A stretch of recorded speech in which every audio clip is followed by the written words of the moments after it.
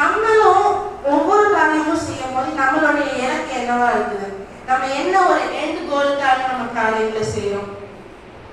நம்ம யோசுவா அந்த மலைநாட்டை கேட்கும் போது என்னன்னு சொல்லி கேட்டாரு, அந்த மக்கள் எல்லாத்தையும் மேற்கொள்ளணும், தேவன் தருவேன்னு சொல்லியிருக்கிறாரு, அதனால நான் அந்த இடத்துக்கு போறேன்னு சொல்லி சொன்னாரு.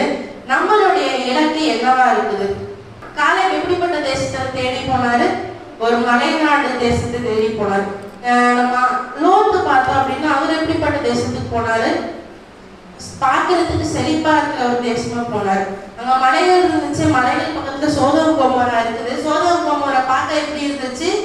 செழிப்பான இடமா இருந்துச்சு. அதனால அவர் என்ன பண்ணாரு, இந்த இடத்துக்கு நான் போறேன் அப்படின்னு சொல்லி போனாரு. அதுக்கப்புறம் என்ன நடந்துச்சு நம்ம எல்லாருக்கும் தெரியும் இல்லையா, லோத்து கதையில. அப்போ அவர் என்ன பண்றாரு, கண்ணுக்கு பார்க்கறதுக்கு நல்லா இருக்கு அப்படின்னு சொல்லி அதை தேடி போறாரு.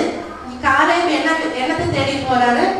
இலக்கு அவர் நினைவுல வச்சு அந்த இலக்கு சரியானது அப்படின்னா அதை என்ன பண்ண முடியும், கண்டிப்பா அடைய முடியுங்கிற ஒரு விசுவாசத்தோட போறாருன்னு சொல்லி நம்ம பார்க்கிறோம்.